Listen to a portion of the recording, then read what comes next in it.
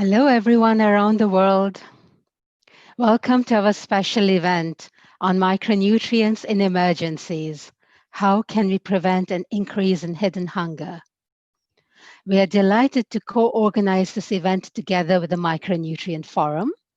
And let me begin by expressing our special thanks to Ainsley Morris of the Micronutrient Forum for excellent collaboration for organizing this event. I'm Rajul Pandya-Loch, Director of Communications and Public Affairs at IFPRI. Thank you for joining this special event, and thank you to those of you who are watching this recording after the event. We are eager to hear from you and to participate in the Q&A session that will follow the brief presentations. Please do submit your questions using the chat box on ifpri.org or post your questions via Facebook, LinkedIn, YouTube, and Twitter by using the hashtag AskIFPRI. We have an exciting program lined up for you. And without further ado, I'd like to call upon John McDermott, Director of the CGIAR Research Program on Agriculture for Nutrition and Health, A4NH, for his opening remarks. John, over to you. Thank you, Rajul, and welcome everyone. Improving nutrition has been a major focus of the development community for the past decade or so. And there's been a lot of large-scale initiatives at international and regional level, but I think we should pay particular attention to the work that's been done at national and local levels. There's been a lot of country ownership and leadership around improving nutrition. And that progress in nutrition has shown increased ambition over time and trying to tackle all forms of malnutrition. And that has had kind of mixed success. We've seen improvements in reductions of stunting, but still persisting. We've had, and we're pretty good at reducing micronutrients, which is the focus of this discussion. And when we have good solutions for that. But we're also encountering an increasing trend in obesity and associated NCDs. So with this increased ambition for nutrition, I think there's been a lot of increased sophistication on how we do things. So from the kind of public program side, we're good at combining nutrition-specific health actions with nutrition-sensitive actions across multiple sectors, whether it's food, social programs, education, water, or whatever, to leverage gains. And increasingly, we're looking at interventions in food systems, where healthier diets are a balancing factor to kind of get us both undernutrition and overnutrition, and how those are put together in a healthier and more nutritious way. Now, micronutrient deficiency is the most prevalent form of malnutrition. And there's a variety of tested solutions for how to do that. And you'll hear about many of them in this seminar, from supplementation, fortification, biofortification, and increasingly diet diversification, improved diet quality, and healthier diets, as I mentioned. And these are successfully done in many places. And we've seen, I think, a good trajectory of improvement over time. But like many development outcomes where we have been improving over the past decade, COVID has really disrupted progress. And despite all our best efforts, I think it's inevitable that there'll be some reduction, some problems with micronutrient deficiencies as we move forward. And why is this happening? Well, I think unlike other shocks that we've seen, standard economic shocks, this is a profound disruption. So it's disrupted incomes and livelihoods, but it's also disrupted public programs of all types and health systems. And one thing we're just coming to grips now is how much it's disrupting food systems and demonstrating the fragility of food systems, many of which we didn't appreciate. So while there'll be some reversal of progress, it's urgent that we actually try and mitigate those losses and build back in future. So our speakers today will focus on how we can look at responses during the emergency period now to prop up successes in getting micronutrients consumed by people. And then how do we lay the seeds for getting back on an upward trajectory of improvement in the recovery and resilience phases that will follow. So I look forward to the discussion and hand back to Rajul for the next step. Thank you. Thank you very much, John. Thank you for setting the stage for our session. And let me now call on our first speaker, Saskia Ossendarp. Saskia is the Executive Director of the Micronutrient Forum. Saskia, the floor is yours. Thank you. Thank you, Rajul, and good morning, good afternoon, good evening, everyone. As was said already by John, the COVID-19 crisis is a threat for global hunger and all forms of malnutrition. And in this presentation, I would like to briefly illustrate how COVID crisis is affecting micronutrient malnutrition or hidden hunger. Next slide, please. And I will do so with this framework that was developed, the conceptual framework that was developed by the Standing Together for Nutrition Consortium, that shows how COVID-19 impacts all forms of malnutrition. And the COVID crisis is unique in that it is a combination actually of three different crises. An economic crisis that causes incomes to fall and food prices to increase. A food systems crisis that affects the availability of products, food products in retail and markets. It interrupts food supply and premix supply chains, and it affects food demand. And a health systems crisis that affects the delivery of health and nutrition services and health and nutrition supplies through the health system. And as such, we expect hunger and food insecurity to increase this year, such that the World Food Programme recently projected that the number of people facing acute food insecurity will increase this year from 135 million at the beginning of the year to almost double that amount, 265 million at the end of 2020. But also the access to nutritious foods will be reduced, poverty and inequity will increase, and the coverage of nutrition-specific interventions through the health system will be reduced. And all of this will impact diet quality and illnesses and health, which are the two main drivers of all forms of malnutrition. Next slide, please. So the economic crisis is impacting micronutrient malnutrition because we know that micronutrient malnutrition is strongly correlated with GDP per capita. This graph shows that the countries that have the highest GDP per capita tend to have the lowest prevalence of micronutrient malnutrition. And current projections by the World Bank and by IMF predict a 10% of global GDP decline during COVID-19 for this year on average, with variations, of course, between countries. Next slide. We also know that during an economic crisis, an increase in micronutrient malnutrition is expected first before weight loss, because households sacrifice their dietary diversity first. And this is a graph from the 2007-2008 financial crisis in Indonesia that shows that at the beginning of the crisis, households use coping mechanisms and they change to cheaper and lower quality foods that will go at the expense of their micronutrients body stores. And then when the crisis continues, we see a deterioration of household food security, and also caloric intakes are being affected when the crisis continues. Next slide.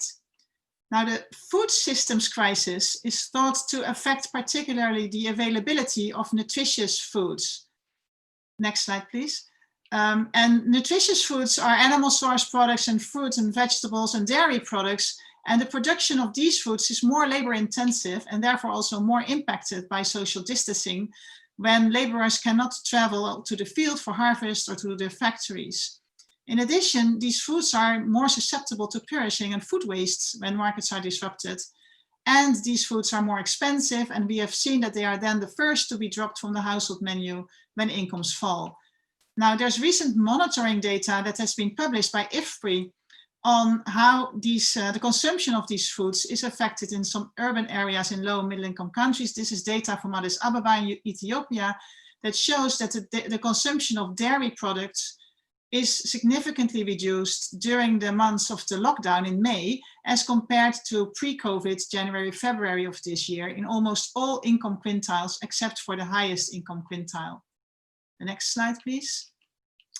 And then we have the health systems crisis that also affects the delivery of micronutrient interventions during COVID-19.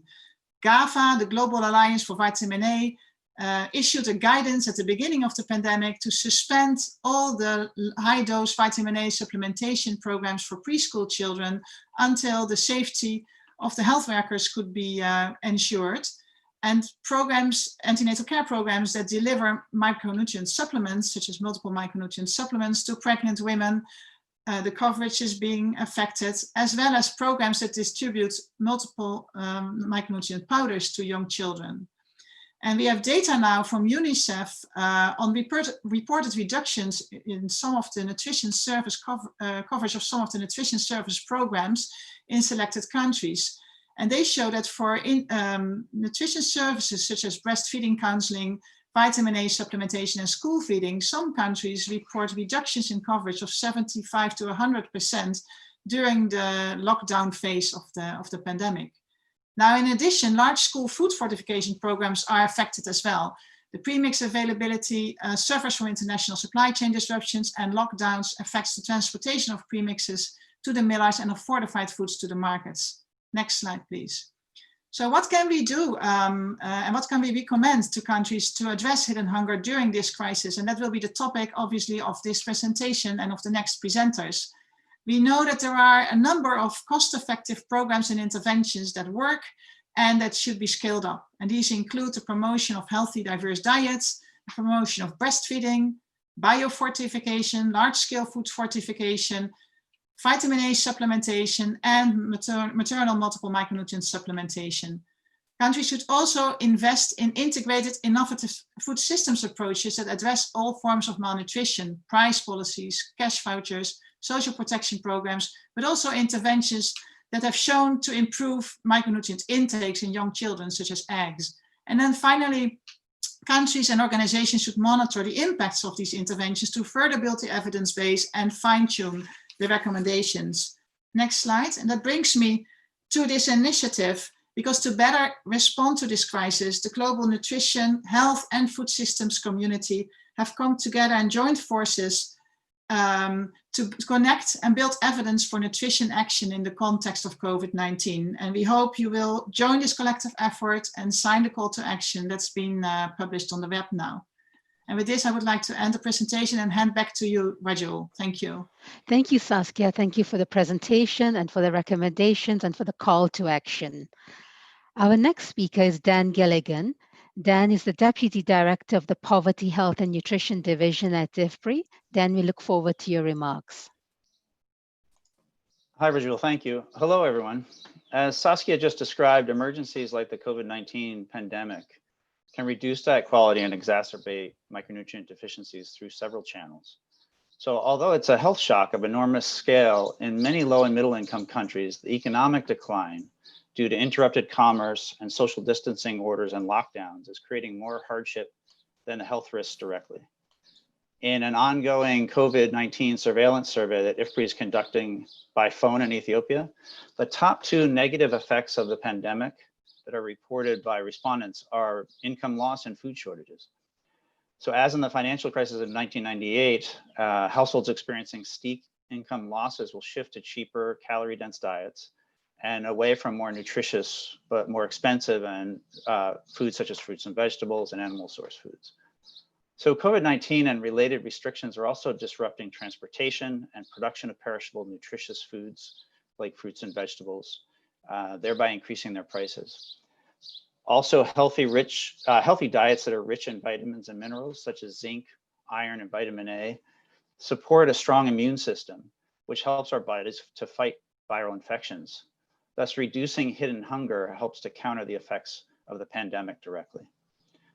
So what programs can be effective at improving diets and protecting against micronutrient deficiencies during the pandemic? For several reasons, social safety nets provide a very good answer, particularly if they're designed to be nutrition sensitive. Indeed, this approach is widely followed. Ugo Gentilini of the World Bank estimates that 190 countries have implemented, adapted, or planned over 900 social protection measures during the COVID-19 crisis, often in the form of cash transfers, and in many cases explicitly to improve food security and diet quality. Next slide, please. So why use social safety nets to protect micronutrient status during a health crisis? Well, one reason is that increasing incomes for vulnerable households improves dietary diversity as demand for nutritious foods rise with income. Transfers can also reduce negative coping strategies like distressed livestock asset sales that are often disproportionately undertaken by women in the early days of an economic shock. By protecting these livestock assets, transfers directly improve availability of animal source foods. A second reason is to rely on safety nets is that the infrastructure of social assistance is often already in place. Every country in Africa has at least one social assistance program, and many have very large programs, in some cases large national programs. Through these programs, it's possible to expand benefits for the poor or to rely on their targeting schemes to identify other newly vulnerable households. A third reason is that 2 decades of extensive rigorous research on social safety net programs has documented their effectiveness at protecting food security and assets and improving diets. A meta-analysis of social protection programs conducted by my colleagues here at IFPRI and at Cornell found that on average, transfer programs increased the value of food consumed by 13% and caloric acquisition by 8%, signaling that the transfers had actually improved diet quality. Next slide, please. So I'd like to share another example from research about a nutrition-sensitive social safety net program that was operated among IDP camp, or internally displaced peoples camp residents during an insurgency in northern Uganda in 2007. We worked then with World Food Program to conduct a cluster randomized controlled trial to test the effectiveness of micronutrient fortified meals provided at school compared to a take-home ration of equivalent composition on anemia prevalence. We found that the fortified school feeding program was highly effective at protecting against anemia for vulnerable groups. The program reduced the prevalence of moderate to severe anemia for adolescent girls aged 10 to 13 years in primary school by 18 percentage points. As you see in the figure, anemia prevalence fell among either school feeding or the take-home rations groups. And the first group on the left is actually the pooled both FFE programs, both food for education programs. And you see that their anemia prevalence fell among those groups during the study, while at the same time, anemia prevalence increased dramatically in the control group. So under those conditions, anemia was getting much worse, and the school feeding program was shown to be protective. Similarly, anemia prevalence of adult women in the same households actually fell by 12 percentage points when they received take-home rations, so those rations were shared, and anemia prevalence of children aged 6 to 59 months fell by 22 percentage points when fortified school meals were offered, in part because those young children sometimes accompanied their big sisters and big brothers to school. Next slide, please. So in social safety net programs, when do transfer modalities matter for improving diet quality? A study by colleagues at IFPRI and UNC in Ecuador experimented with 3 transfer modalities of food vouchers, or cash transfers. The study found that all 3 modalities increased household consumption and improved calorie intakes. However, vouchers increased dietary diversity more than food transfers or cash because the vouchers made more nutritious foods available than the food rations. And in this case, the vouchers helped assure that more of the transfer was spent on nutritious foods, say, than cash. So while vouchers worked well here, in general, we find that cash transfers often work best because they connect beneficiaries to markets. They're cheaper to deliver, and they can be sent electronically when possible. However, regardless of the modality, moving swiftly is really critical when providing relief during emergencies, and that's no exception here for COVID-19. Next slide, please. So what are the priorities for designing social safety nets to improve micronutrient status during the pandemic? I'll mention 3 principles, though there are some important details on how these approaches are carried out. So 1, design social safety nets to be gender sensitive. Most social assistance programs are not designed with the needs of women beneficiaries in mind. And this is a wasted opportunity that can widen gender inequality. Social protection programs designed to be gender sensitive during the pandemic have the potential to protect women's livelihoods and assets, to reduce unequal burden of care, improve women's empowerment, and reduce intimate partner violence. All of these can support improved caring practices and health outcomes for children. 2, include messaging on nutrition, sanitation, and health when possible. Research from Bangladesh shows that cash transfers plus nutrition behavior change improve diet quality and quantity and reduce child stunting. Approaches that combine cash plus nutrition behavior change work best. Use cash transfers to safely support informal markets and supply chains for nutritious foods, including biofortified crops. Many vulnerable households access nutritious foods through markets. As markets and supply chains recover, providing cash transfers will help boost demand for nutritious foods from markets and could stimulate local value chains. Okay, thank you. Back to you, Rajul. Dan, thank you very much. And I'd like to remind our viewers that we will have a special session focused on social safety nets and COVID-19 on Thursday, June 11. So we'll have a chance to delve deeper into that.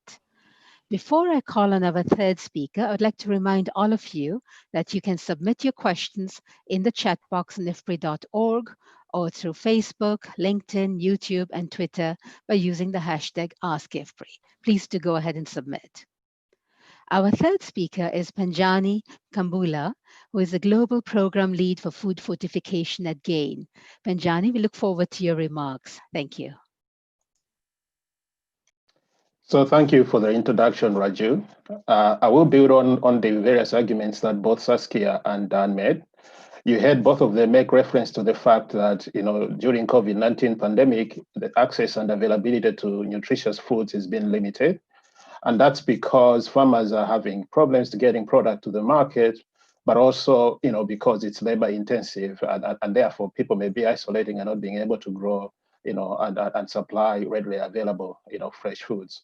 What's that doing is that people are defaulting to staple foods. So, we're talking products, like, maize, wheat, or rice, which we know are very good sources of energy, but not very good sources of micronutrients, if not fortified. So essentially what I'm going to talk about in my presentation is the impact that COVID-19 is having on food fortification program, which is essentially the addition of vitamins and minerals to staple foods or condiments to address the micronutrient needs of the general population. Next slide, please. So the presentation is in two parts. The first part of the presentation looks at what are the issues that are impacting fortification programs, and I'll broadly categorize those into three. There's issues around supply chains, there are economic factors, but there's also government policies or reaction to what's happening.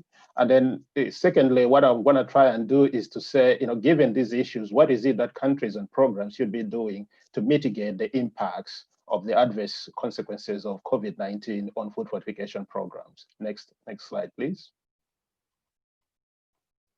So like I already said, both Saskia and Dan made reference to this fact.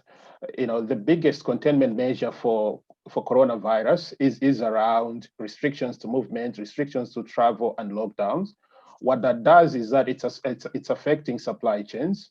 If you look at vitamin and mineral premix, which is what you use to add to fortified staples or condiments, a lot of it is produced in only a few countries. So production of vitamin and mineral premix is concentrated in a few countries in Asia, predominantly India and China, in Europe and North America. If you look at the African continent, for example, only 1 or 2 countries have got vitamin and mineral premix production of any scale, and that's Nigeria and South Africa. But even they themselves also import. So it's essentially an imported commodity.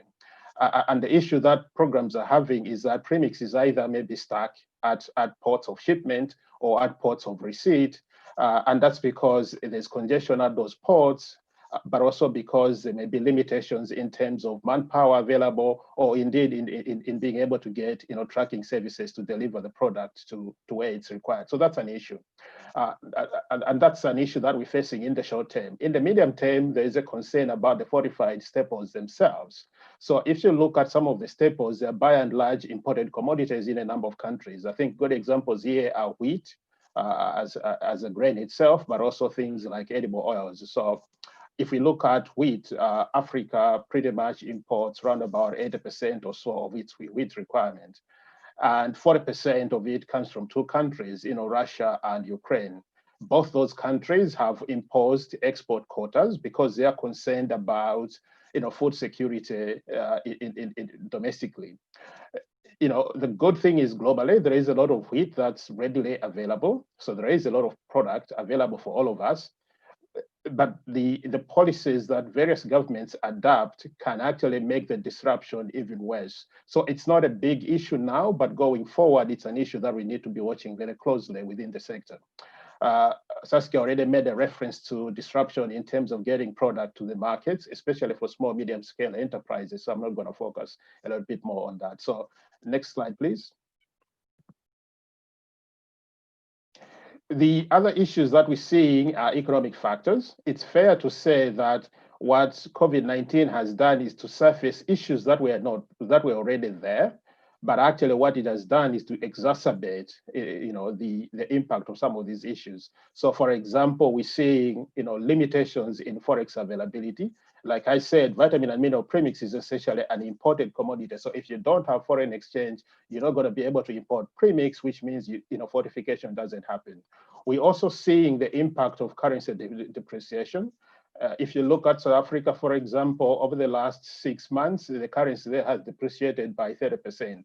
Fair to say that it's not only COVID-19, they had a downgrade of their credit rating, but COVID-19 has made a bad situation worse. What does that mean? It means higher cost of imported material, but also, the other thing that we're seeing is freight costs, and particularly to do with air freight. So some premixes by and large are imported via sea freight, but some are in quantities where sea freight doesn't make sense, so you have to ship them by air. A lot of airlines have been grounded. So I'll give you an example. 2 months ago, we were shipping out premix to Togo in West Africa. We paid an air freight charge of less than €2 a kilogram. Today, for the same destination, we got a quotation of over €20 a kilogram. And that's an increase of 1,200% over a period of 60 days. So this is having an impact. And where there is taxes for premixes or tariffs, what that does is that you have a double whammy. You have a higher price that you've paid for, but because taxes are also a percentage of the landed cost, you're also ending up to paying higher taxes and tariffs as a result of that. So that's an issue. And finally, we also have an issue with regard to monitoring and enforcement. We're seeing governments relaxing on enforcement. Next slide, please. So what is it that they can do? As the saying goes, there's 1,000 ways to skin a cat, but we can't go to governments with a laundry list of policy recommendations because they're not really going to do that. So there's 4 things that we're suggesting that countries or programs can focus on. One is around building resilience to supply chains because we know they're going to be impacted. So that can be through strengthening local premix supply systems, through distributorships, or more local availability of premix. It could be around prioritization for foreign exchange for premix. The second thing that we're recommending is there's no need for trade barriers. I think this is time for solidarity. There's a lot of grain and food available for all of us. So the actions of various governments can make a bad situation worse. And the third thing that we recommend is if you have a fortification program, this is not the time to let off, maintain it. For those that are in early stages of fortification, it's time to scale up the programs. But for countries that are also distributing food through social safety net programs, it makes sense to include fortified staples. And finally, there's a lot of work around management and coordination that has been disrupted. But as all of you who are on this webinar, we can do a bit more working via online means as opposed to waiting until life comes back to normal. So I will stop there and hand over back to Raju. Thanks. Benjani, thank you for your excellent remarks. Thank you for sharing the work on food fortification, and we'll come back to that. Our last speaker now is Nita Dalmiya. Nita is the nutrition specialist of maternal nutrition at UNICEF. Nita, we look forward to your remarks. Thank you for the kind introduction. Today, I will present on supplementation in emergencies, a strategy to prevent hidden hunger. Next slide, please. In this presentation, I hope to cover the following 3 points. Supplementation as a strategy to prevent hidden hunger in routine programs that are currently being affected by the mitigation phase of the COVID-19 pandemic, followed by global recommendations for supplementation emergencies, and then some of the specific interim recommendations that have been provided for protecting maternal and child nutrition in the context of COVID-19. Next slide, please. Supplementation is a critical strategy to prevent hidden hunger in routine programs as a means to meet the additional micronutrient needs of vulnerable populations such as young children, school-age children, adolescents, pregnant women, and breastfeeding mothers.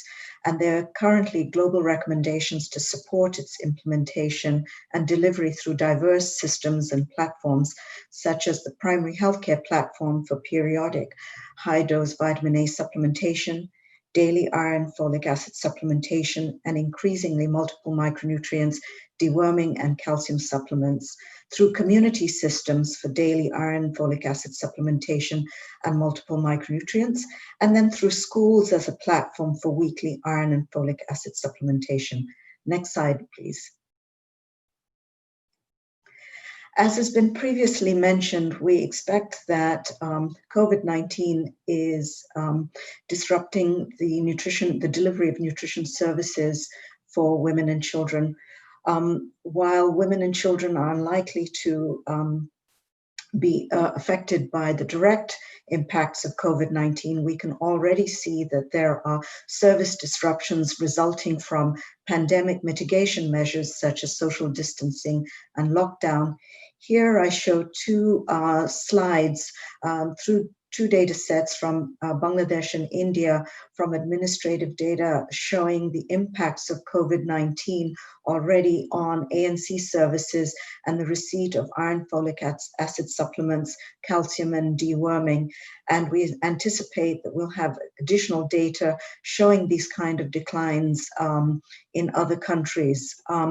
There's a recent paper in The Lancet by Robertson and al., which modeled different scenarios on the indirect effects of COVID-19 on maternal and child mortality in low-income country, which revealed that service disruptions and drops in coverage over the next 6 months could have significant effects on increases in child mortality ranging from 250,000 to over 1 million, and then 12,000 to over 55,000 on additional maternal deaths. Next slide, please. There are global recommendations in place to prevent hidden hunger in emergencies that focus on preventive measures, which are more population-based strategies to meet the additional micronutrient requirements and prevent mortality in children and women, such as vitamin A supplementation and multiple micronutrient supplements. And then more therapeutic approaches, which are targeted to individuals and populations which are suffering from micronutrient deficiencies and to respond to measles and diarrhea, such as the use of zinc and ORS to treat diarrhea. Next slide, please.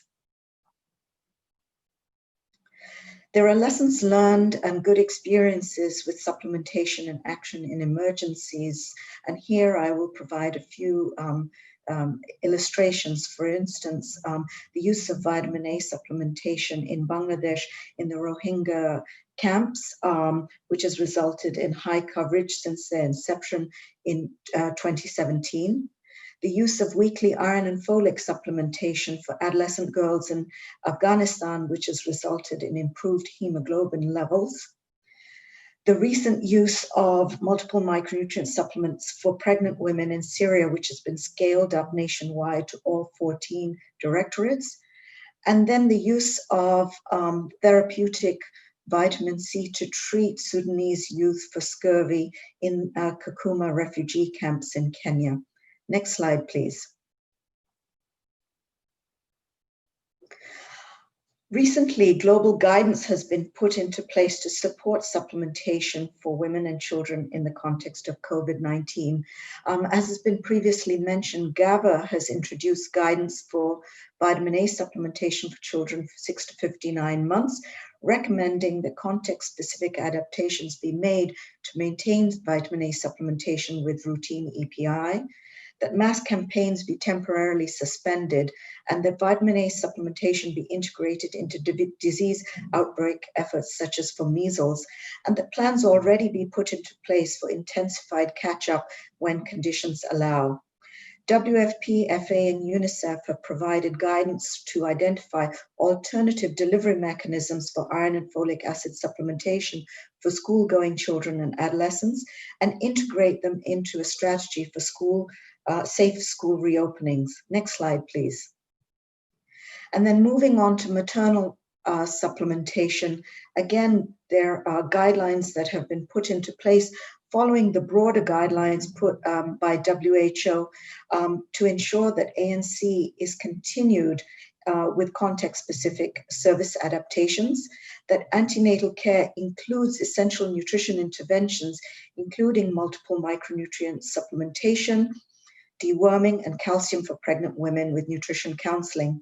That in planning and implementing such programs, a systems approach is useful for pre-positioning supplies, increasing the dispensed amount, e-learning, modifying workflow and redeploying staff, task shifting services closer to communities, the use of home visits, SMS, and mobilizing communities, and finally and importantly, ensuring that coverage indicators for maternal nutrition are included in routine monitoring and a measurement of micronutrient status. Next slide, please. So to sum up, supplementation is an essential approach for preventing hidden hunger, negative pregnancy outcomes, and additional mortality during COVID-19. COVID-19 offers an excellent opportunity to accelerate policy change, introduce new interventions, and simplify and innovate in programming approaches. There are good lessons learned with ongoing and previous emergencies, which can help inform the current response. And a systems approach is useful in planning service delivery, as previously mentioned, and data for monitoring coverage, nutrition status, and evidence generation is imperative. Thank you so much. And then handing over back to Rajul. Nita, thank you. And thank you to you and to Saskia, Dan, and Panjani, as well as John for setting the stage. Remarkable presentations, very rich room for discussion. And I see a lot of questions are already coming in. At this point, we are moving to the Q&A portion. And as I mentioned earlier, I will read a question at a time and direct it to the relevant speaker or speakers to respond. And in some instances, I will consolidate some of the questions, and I hope that is acceptable. So we do have a lot of questions, and let me begin with the first question, which actually I will combine two questions, and I will direct this to you, Saskia. And this question is, initial question is coming in from Oginkule Titilade, who is a Nigerian development worker, who is asking, what are the roles of CSOs in this nutrition response as they're closer to communities? But let me also add, related to that question, another one that is coming in on what is the role of the private sector? How can we scale up micronutrient interventions and lobby government support to private sector? So a combined question for you, Saskia, the role of CSOs and the role of the private sector in the nutrition response to emergencies. Yes. Thank you for these questions. And I think it's clear that this emergency really is an opportunity to step up collaborative efforts that were already pre-existing pre-COVID. And as such, you know, there is definitely a role for both civil society organizations and the private sector. I think civil society organizations have played an important role in programs at the community level that were meant to promote the importance of interventions such as breastfeeding and dietary diversity that can help to improve micronutrient intakes.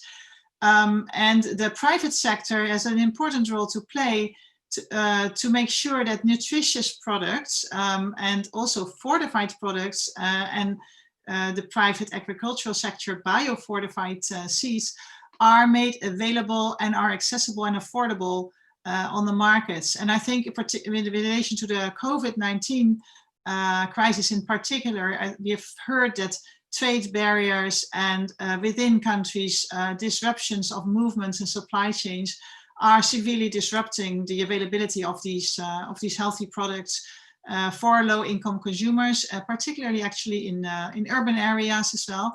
And I think there's a role to play there for the private sector to ensure that these supply chains are maintained and restored. Thank you very much, Saskia.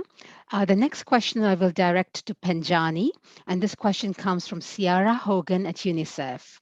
Question is, as only South Africa and Nigeria make premix in Africa, is any work ongoing to develop the manufacturing of premix in any other African country? Panjani? So I'm not aware of efforts around local production in other African countries.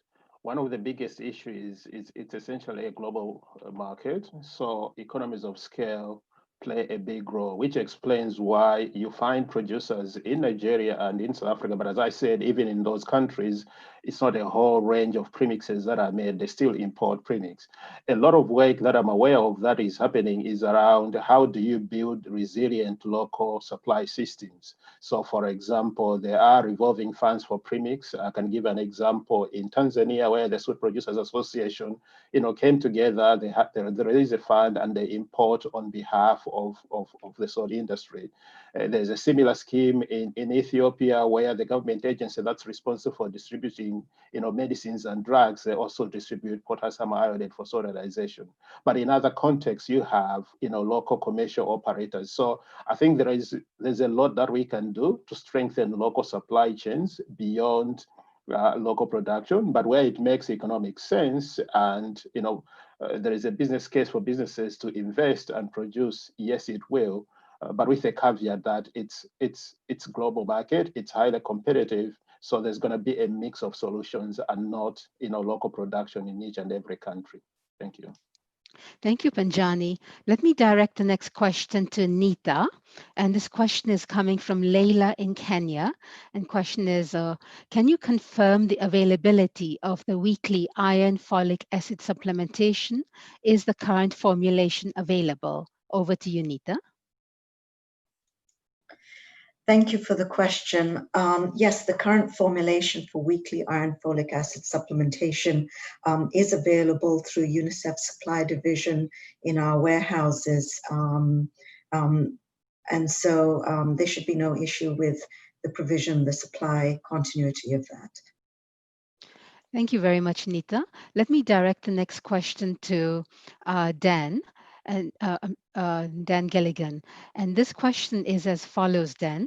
One moment, I lost my question, so sorry about that. In your anemia study slide, the control group anemia increased. Is that ethical? Were they provided with EFA tabs or just kept following for change in HB? So Dan, over to you. So it's a bit more about the work in the anemia study slide. Sure, thanks, Rajul, and thanks for the question.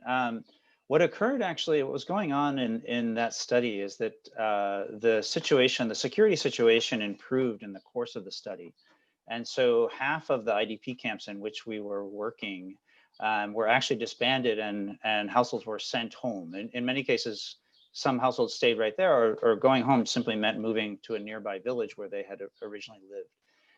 As a result of that, there was some disruption in access to nutritious foods. And so all of the households that had received general food distribution when in the camps received just a one lump sum transfer of about 3 months supply. But there was a bit of a food crisis as they tried to transition back to agriculture and providing their own foods. So that's what led to this increase, this trend increase in anemia status for children in those households.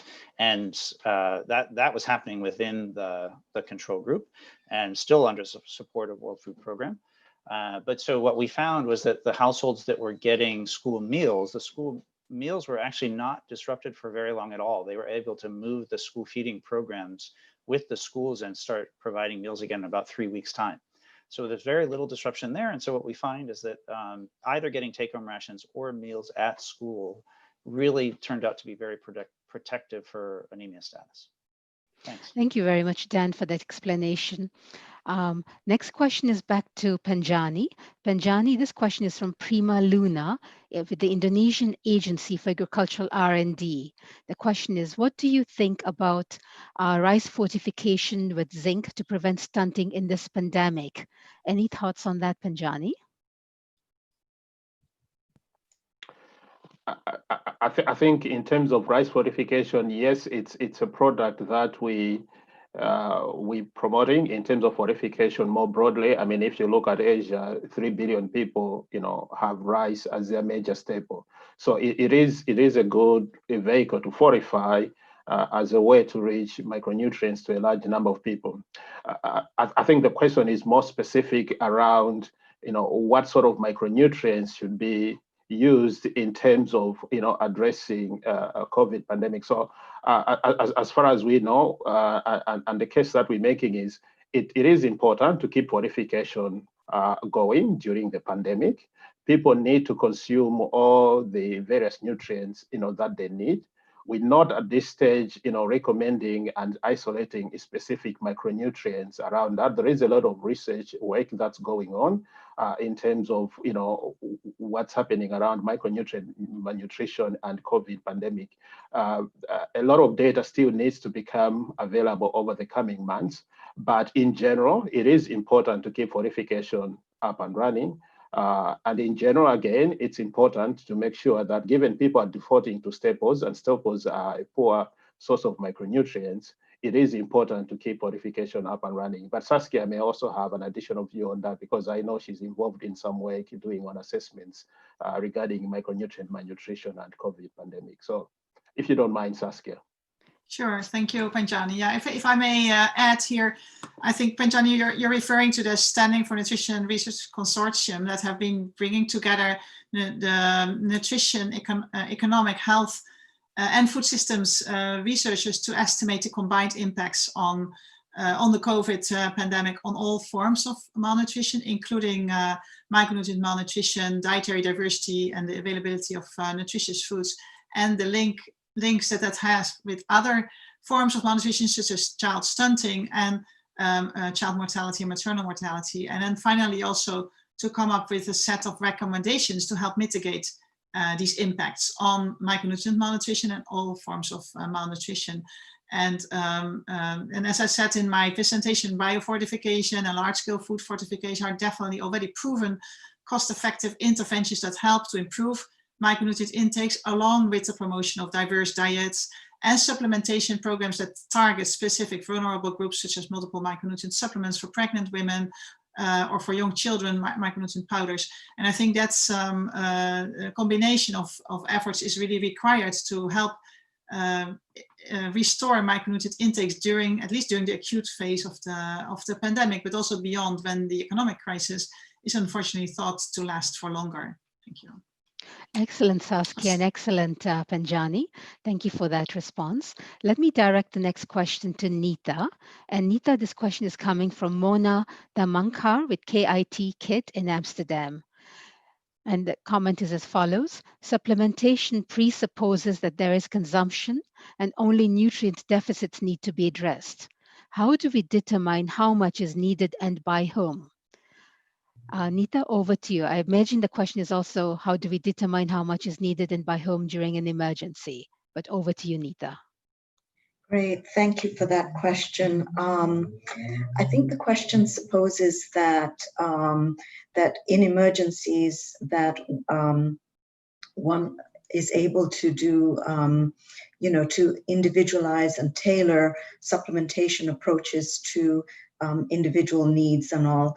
I think what we have is some global recommendations that are based on the continuity of supplementation from routine programming, knowing that these broad micronutrients such as vitamin A, iron, folic acid deficiencies, multiple micronutrient deficiencies will all deteriorate during the emergency program. And so by and large, the preventive programs are a continuation of these.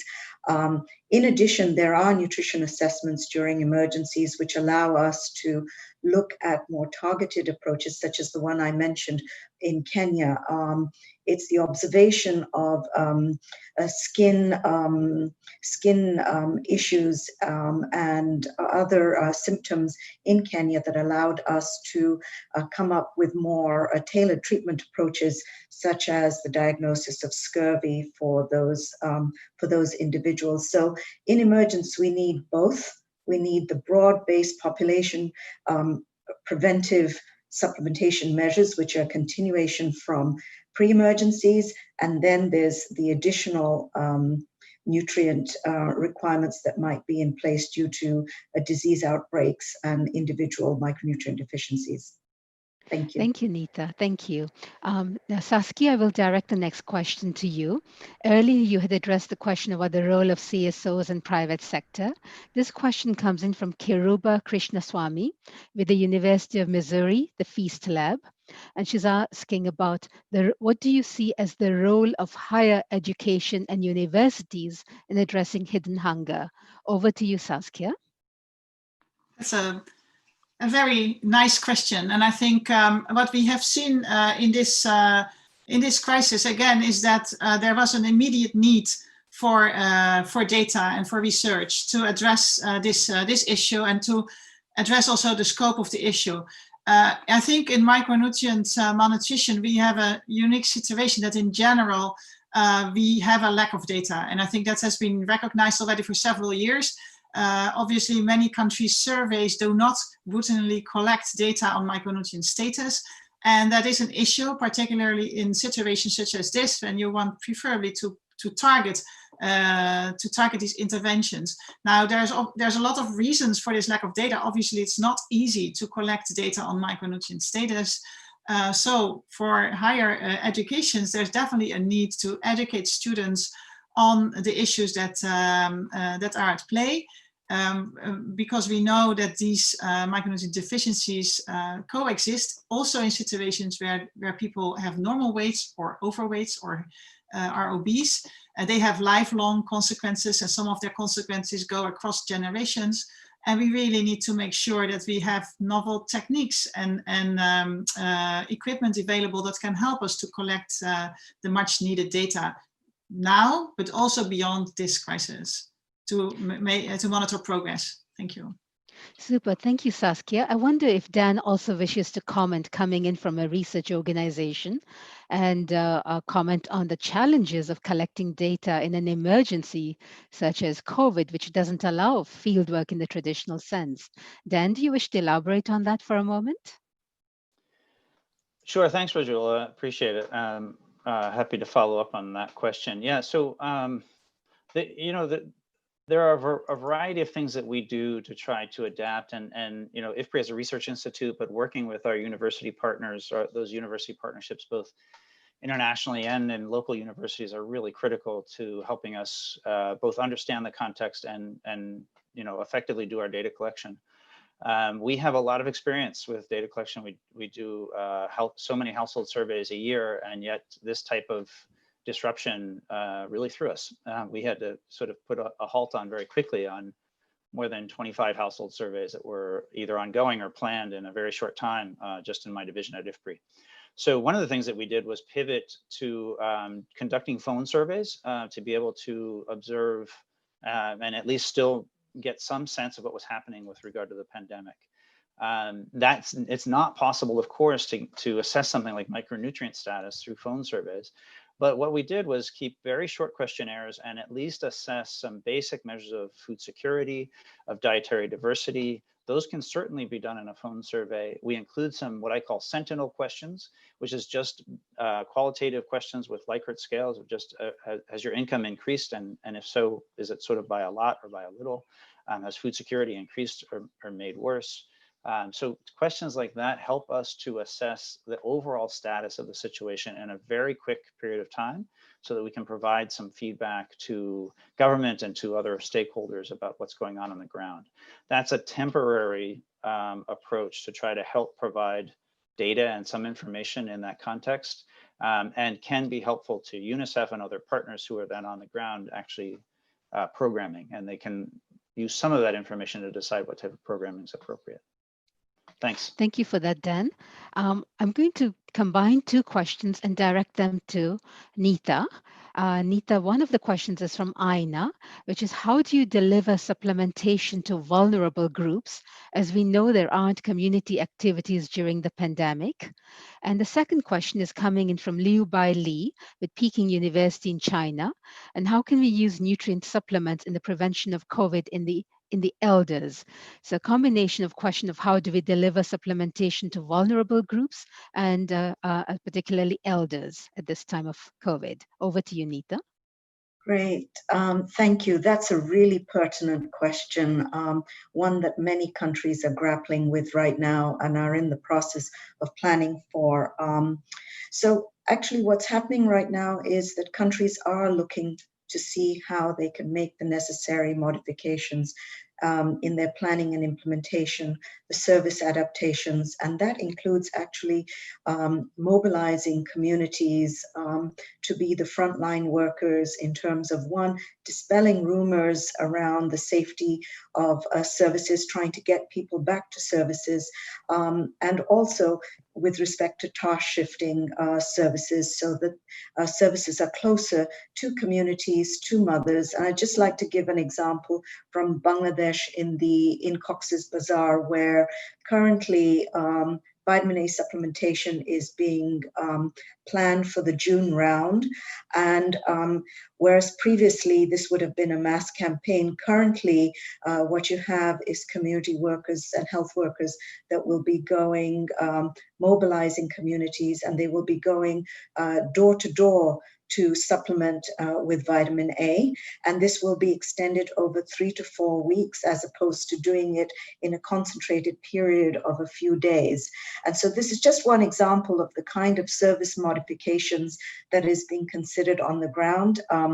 In a webinar this Thursday, the India country team will speak about some of the modifications that they are making to their programs in terms of home visits for antenatal care.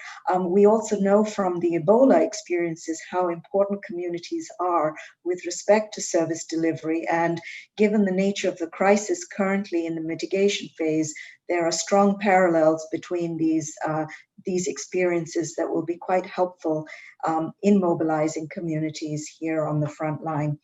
The second question was around nutritional micronutrient opportunities for elderly.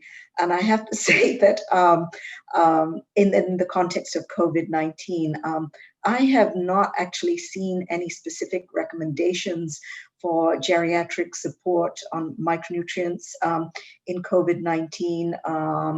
But that doesn't mean to say that at a clinical level in hospitals that as and when, there are certain specific nutrient deficiencies that are seen that this is not provided, but I don't feel qualified to really answer that question in a broad manner. Sorry about that.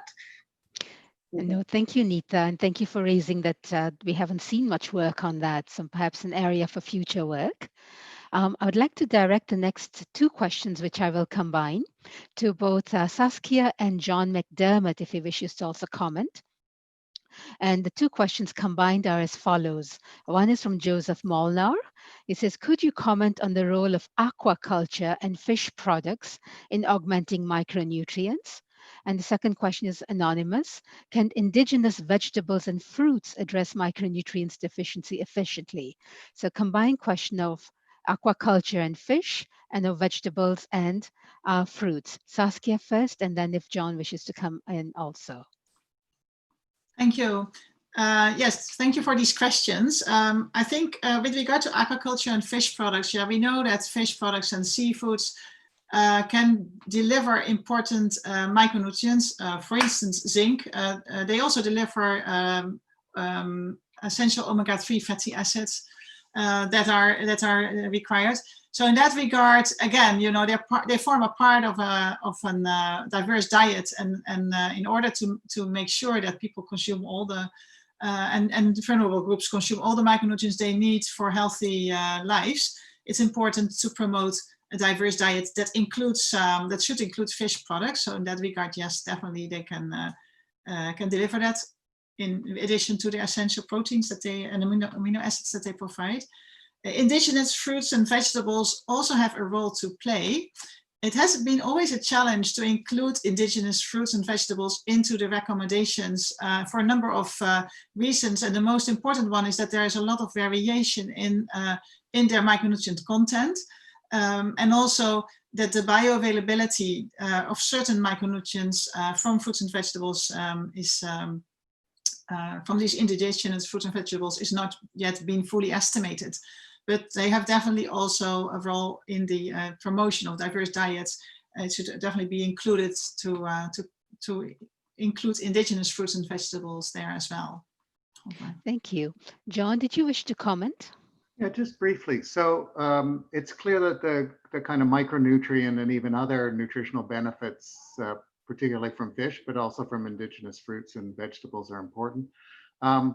What I think we're going to see in the food system disruption is that some kind of shorter local supply chains are going to be favored. And so I think this is quite important, where we're seeing severe lockdown and disruptions, that there's going to be a bit of a reorganization of supply chains. And so getting those, even the primary producers of those services may be eating more of those things until we get rearrangement of supply chains to get them to other consumers. So yeah, there'll be some interesting adjustments in the short term that we're seeing.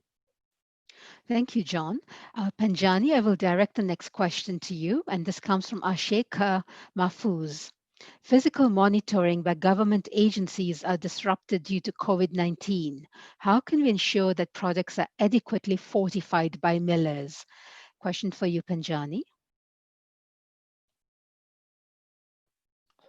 So I guess that's a point that I was trying to make, that regardless of everything else that's going on, especially where the law is mandatory that food producers need to fortify, governments need to ensure that fortification is still happening, that they are able to track that fortification is happening. They can track by having their inspectors going out and take samples and testing to make sure that the food is fortified.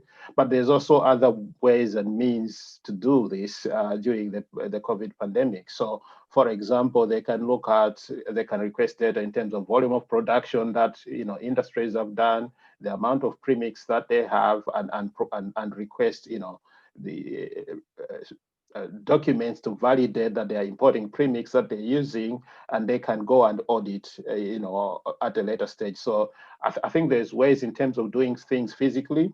It's a bit of a challenge in this period, but how much of what is done physically can we be able to move online? So putting in systems where you collect data from organizations and being able to validate that data by providing supporting documents and evidence in terms of what they're doing is also helpful during this period.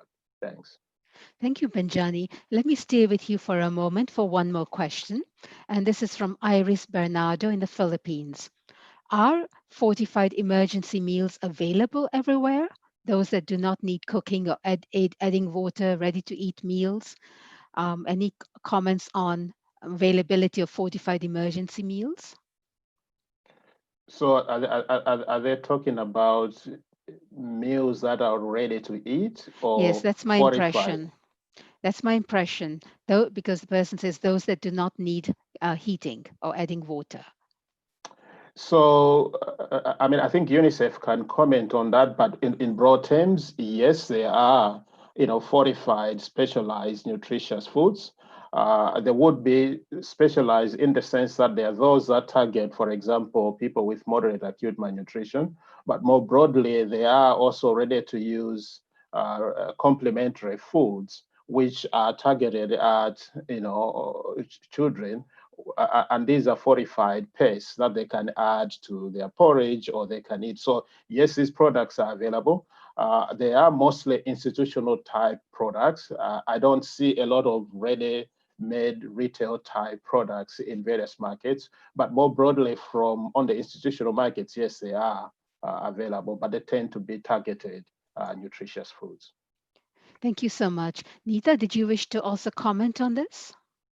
No, I think actually Panjani did a great job in answering that question. But I can actually, maybe just add one point here that there are supplementary, specialized supplementary foods which are ready to use for pregnant women that are available through supply division, and those provide the additional micronutrients along the lines that are in the global recommendations, but along with that, the additional energy that's required for these vulnerable groups.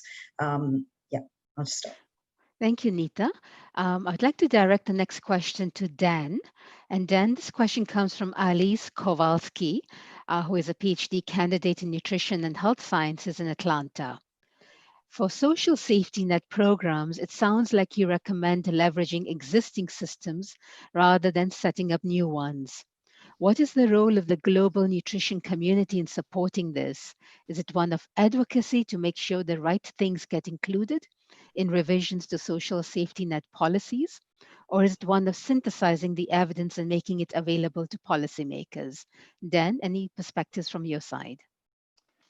Yeah, thanks, Rajul. That's a great question. A very appropriate question for essentially how to use social safety nets and the knowledge around them to scale during a crisis like the pandemic.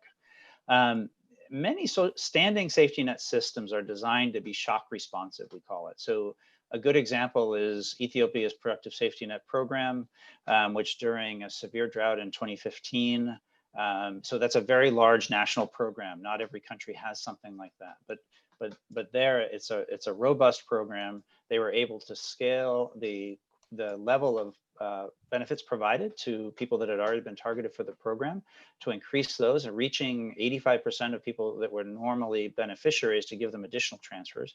But then in addition to that, so that program has about 8 million beneficiaries. In addition to that, they actually use the infrastructure that's there, the community targeting committees and that type of infrastructure, to further identify vulnerable households. And they reached an additional 3 million households with added transfers during a drought that led to a big spike in food prices and a serious food crisis, which was largely avoided through this robust response. So, you know, it's not just working with existing programs, but where you have them in place and the infrastructure around them, usually that allows you to move much more quickly.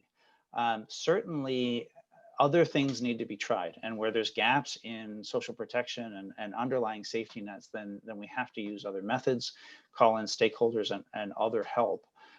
Community-based systems are wonderful. As Nita mentioned, they can be very useful to support any type of intervention around information around social distancing and hand washing, but also delivery when possible. Doing that safely, of course, in the pandemic is really critical, but methods are being developed and tested and tried all over the world. We can't sit on our hands, and so a number of governments and their partners are moving forward trying to do those things safely. Thanks. Thank you very much, Dan. Let me ask the next question to Saskia. Saskia, this question is coming in from Klaus. It says, the meaning of hidden hunger is only known to a small number of experts. What is done to make it broadly known, to give it the political attention it deserves? Any perspectives from your side about how to have hidden hunger made more broadly known for political attention? Saskia, over to you. Thank you, Rajul, and thank you, Klaus, for this question. Obviously, that's what the Micronutrients Forum is working on, as you know, on a daily basis, and particularly now in COVID, to make sure that micronutrient malnutrition doesn't remain hidden, and that people understand that although we talk about hidden hunger, it's actually a condition that we know, even with that we know is affecting an estimated 2 billion people around the world, and these are people across all the countries, across all different weight categories. As I've just said, it's also an issue in people that have overweight or obesity, and it has a lot of social capital consequences that can last for generations, because some of these nutrients are affecting the development of organs and the brains, from the fetus that have have shown to have implications later on. So we are very keen on keeping that on the agenda. And in fact, again, this crisis provides an opportunity to do so, because it is so clear that it is affecting all forms of malnutrition including micronutrient malnutrition. So there will be a couple of events coming up, and in the next half year, donor governments and country governments will work on their budgets for 2021. That will, of course, include a response to this crisis. And also the Nutrition for Growth Summit, and there will be a World Food Systems Summit next year. And the preparations for the commitments that are made during these global events are also starting up in the fall. So these activities that we have referred to that are now trying to estimate the impact of this crisis on micronutrient malnutrition, and also to come up with a set of recommendations that we align behind as the food systems and nutrition community, are important to feed into these consultations. Thank you. Thank you, Saskia. Let me take the last 2 or 3 questions very briefly before we wrap up. Panjani, I will direct this question to you. You had mentioned that some countries appear to have relaxed monitoring and enforcement of fortification, which suggests that legislation for fortification exists in various countries. Could you tell us quickly how many countries require fortification by law, and how many more would benefit from mandatory fortification programs? Over to you, Panjani. Yes, so there are at least 84 countries that require fortification of grains. So that's a combination of either wheat, maize, or rice. So any of those 3, there's one or more of those 84 countries require by law that you fortify. When it comes to edible oils, approximately 30 countries by law require you to fortify edible oils with either vitamin A or vitamin A and D. And for salt, there's 128 countries globally where by law you need to fortify salt, but up to 140 fortify, the others being fortifying on a voluntary basis. So broadly, that's the status now. How many more countries require fortification? It sort of varies based on the food product. But a few months ago, ourselves in collaboration with various partners from UNICEF, from World Food Program, Food Fortification Initiative, Nutrition International, Iodine Global Network, and Helen Keller International, we did a review of all countries, looking at what the micronutrient deficiencies are there, what sort of products are being consumed, and therefore what products could you fortify, and we identified up to 84 countries with various combinations that are not currently fortifying or fortifying voluntarily, who could fortify and achieve a public health intervention. So that's the current status, and that's what the potential is going forward. Thank you. Thank you, Panjani, for that. I'll direct the last question to Dan and ask him to be brief in his response. Dan, the question is, if markets for nutritious foods like fruits and vegetables or animal source foods are collapsing during the pandemic, would you recommend providing food rations rather than cash transfers?